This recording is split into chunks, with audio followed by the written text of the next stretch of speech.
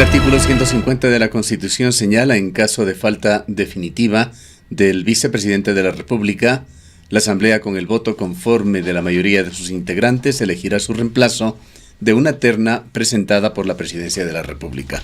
Damos la bienvenida al constitucionalista, catedrático universitario, doctor Jorge Morales. Doctor Morales, bienvenido nuevamente a este medio de comunicación. ¿En qué plazos y términos debería darse la transición? Bueno, muchas gracias por su invitación, señor ingeniero Gustavo Cardoso. Buenos días, licenciada Cecilia Encalada. Es más específico el artículo 43 de la Ley Orgánica de la Función Legislativa en cuanto a plazo se refiere. El artículo 43 de esta ley establece que una vez aceptada la renuncia del vicepresidente o vicepresidenta, el presidente de la República tiene 15 días para presentar una terna y la Asamblea Nacional, recibida la renuncia, tiene 15 días de plazo, o sea, cuentan todos los días, para designar de la terna presentada a quien ellos elijan con el voto de la mayoría absoluta, es decir, de la mitad más uno. Un detalle hasta aquí. ¿Estos plazos de los cuales usted habla son a partir de la presentación de la renuncia o a partir de la aceptación de la renuncia? A partir, el presidente de la República, recibida la renuncia, porque la señora Vicuña no ha presentado a la Asamblea como debía haberlo hecho, tendrá que remitir la renuncia a la Asamblea. Y una vez aceptada, recibida la renuncia, el presidente tiene 15 días para presentar la terna. Y a su vez, la Asamblea, una vez que reciba la renuncia del presidente de la República, tendrá 15 días también para designar al presidente o vicepresidenta.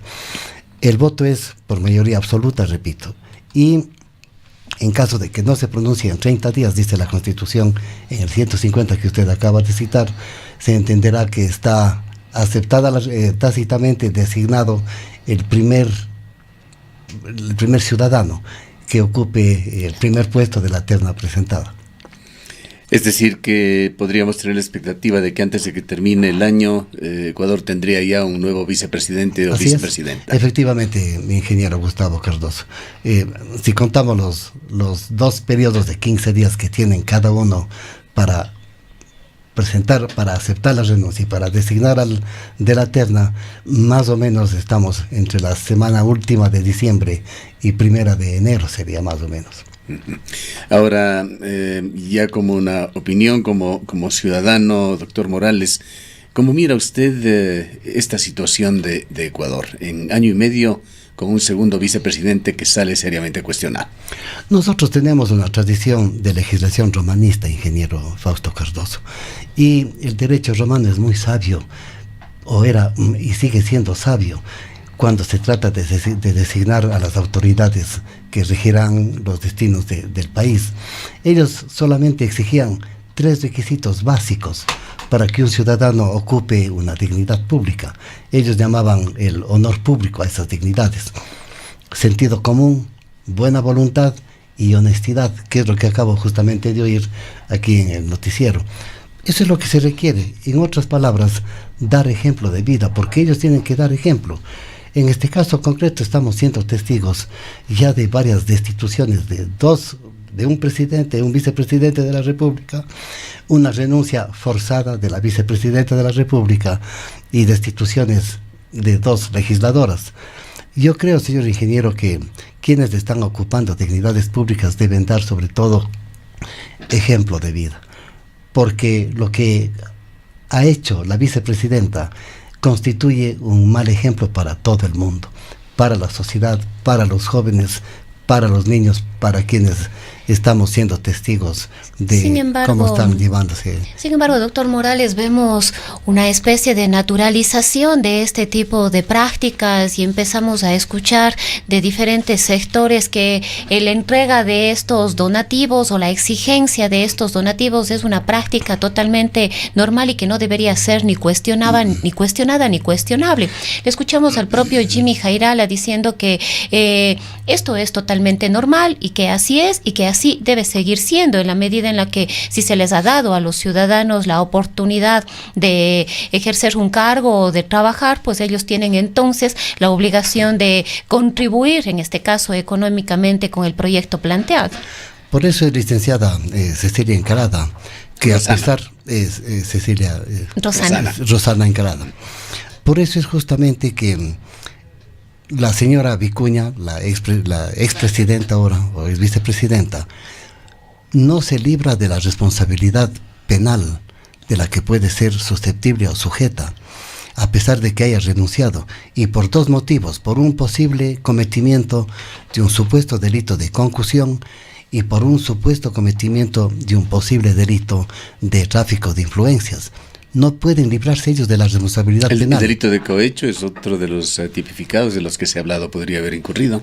Podría haber incurrido el delito por delito de cohecho, pero parece que el delito de concusión es el que más encajaría en la situación actual, porque el Código Orgánico Integral Penal, en el artículo 281, define muy sencillamente lo que es un delito de concusión. Si me permite leer, porque son dos Por líneas. favor.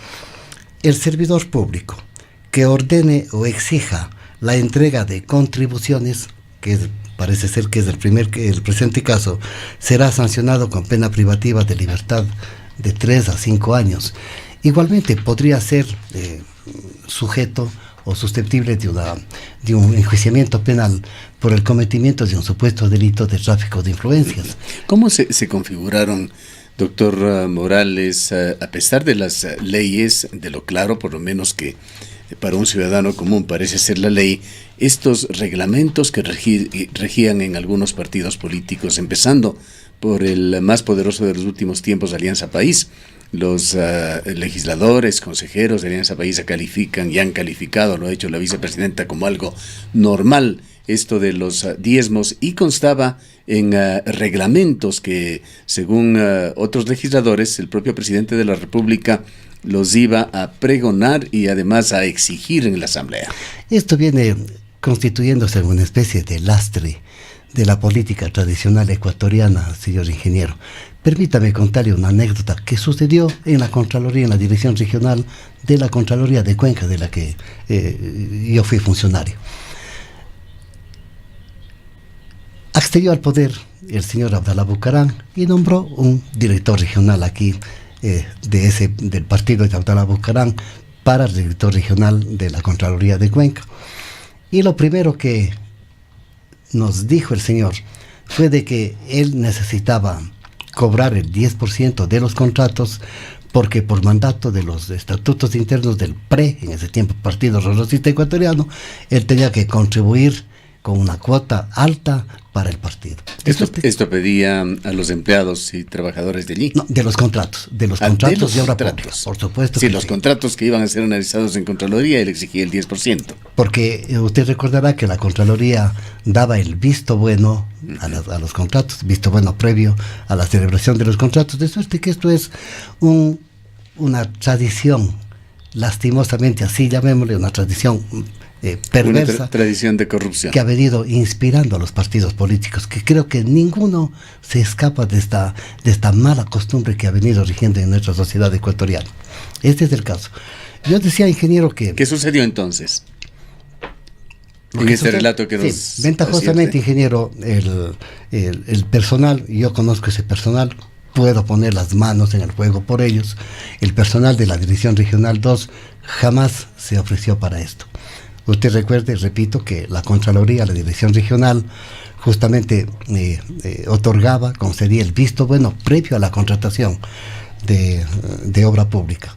De tal suerte que eso jamás ocurrió, nunca podía ser aceptado. Y el entonces director regional supo muy bien cuál era el criterio terminante de todos los auditores, ingenieros y abogados de ese tiempo en la Contraloría de Cuenca. Pero vea usted, si nosotros le dejábamos la puerta abierta, él, permítame la expresión, cosechaba cualquier cantidad de dinero, porque es fuerte o era fuerte la contribución que se podía pedir, el 10%, imagínense, de la contratación pública. Hay un gravísimo problema que sigue dándose en Ecuador, que es el de la impunidad, doctor Morales. Pues si bien un ciudadano puede ser destituido. En realidad, en muchísimos casos no se les llega a procesar jurídicamente, menos a recuperar el dinero producto de los ilícitos. ¿Cómo cambiar esta situación? Se ha hablado también de la muerte política de ciudadanos que sean ya procesados, sean encontrados culpables en actos de corrupción. ¿Cómo se encuentra la legislación ecuatoriana en este sentido? ¿Qué posibilidades hay de que a través de sentar precedentes, ojalá la sociedad ecuatoriana, los políticos ecuatorianos, sus gobernantes vayan cambiando? No se ha podido recuperar un solo centavo de la corrupción en la administración pública, señor ingeniero. ¿Por qué? Porque la legislación ecuatoriana es muy débil. Permítame poner ejemplos. Este famoso artículo 580 del Código Orgánico Integral Penal le prohíbe a la Fiscalía iniciar una indagación previa por el cometimiento de peculado, de enriquecimiento ilícito o de concusión. De suerte que la Fiscalía está desarmada, señor ingeniero, para iniciar un procedimiento penal. Imagínese usted, el 581 del Código Orgánico Integral Penal. ¿Qué es lo que dice el 581? Dice lo siguiente. Esto fue incorporado en el gobierno del señor economista Rafael Correa, justamente, y dejó la puerta abierta para que impere la impunidad. El 581 dice lo siguiente. Para el ejercicio de la acción penal por los delitos de peculado, enriquecimiento ilícito, es necesario, como requisito de procedibilidad, que exista un informe previo sobre indicios de responsabilidad penal emitido por la Contraloría. De tal suerte que al entonces Contralor, señor Carlos Polis, si él no se le ocurría hacer una auditoría cuando existían indicios de responsabilidad penal en cualquier contratación, simplemente el fiscal estaba amarrado a las manos, como efectivamente nos dio a entender el señor Galo Chiriboga cuando el periodismo le preguntó, señor, ¿qué pasó con esos posibles sobreprecios en el proyecto eléctrico de Manduriaco? ¿Qué es lo que nos dijo él olímpicamente? Nos dijo, señores, yo no puedo iniciar ninguna acción penal, ninguna indagación previa, porque no he recibido el informe de responsabilidad penal hecha por la Contraloría General del Estado. De tal suerte que ahí tiene usted la impunidad campante. Será un círculo. Así es, efectivamente.